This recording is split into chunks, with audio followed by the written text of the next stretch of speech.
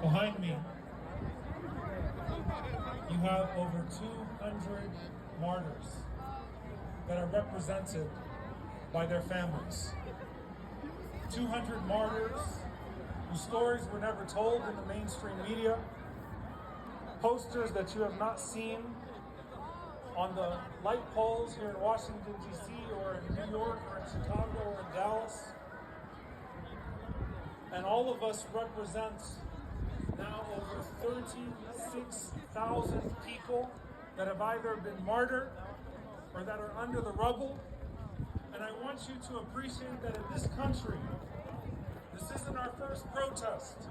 We have taken to the streets in the name of one victim of state violence for months at a time. If we were to take to the streets for every single casualty and every single person that is under the rubble for the last 3 months, it would take us 100 years to honor each and every single one of those victims. And if we were to collectively take to the streets for the rest of our lives, for just one of the people on these posters, for just one wa'ala dahdur, it would be worth it.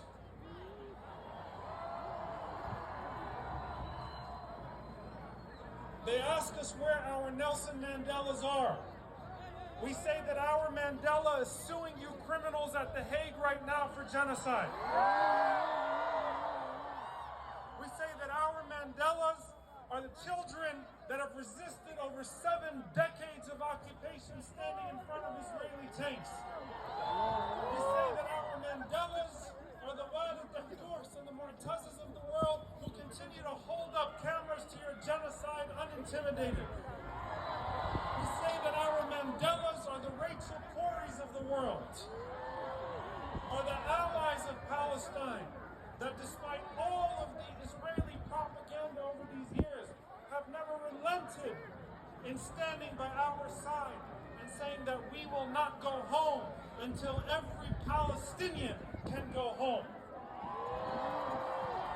Dear brothers and sisters, I wonder what Desmond Tutu, who went to Palestine and recognized apartheid and said this is even worse than what we experienced in South Africa, and who particularly bemoaned watching ambulances blocked by checkpoints and apartheid walls. I wonder what he would say watching this genocidal government bomb hospitals and ambulances today.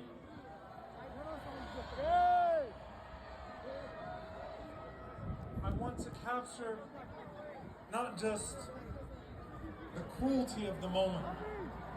I want to capture the insanity of the moment.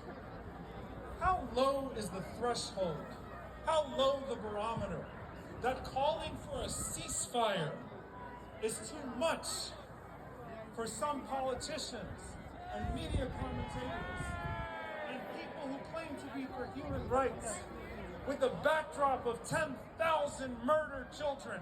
How low is the threshold of morality? So we say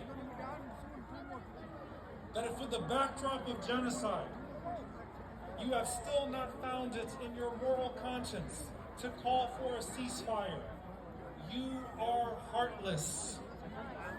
And we say that if with the backdrop of the occupation and apartheid that enabled the genocide in the first place, you still have not called for the end of the decades-long atrocities against our people.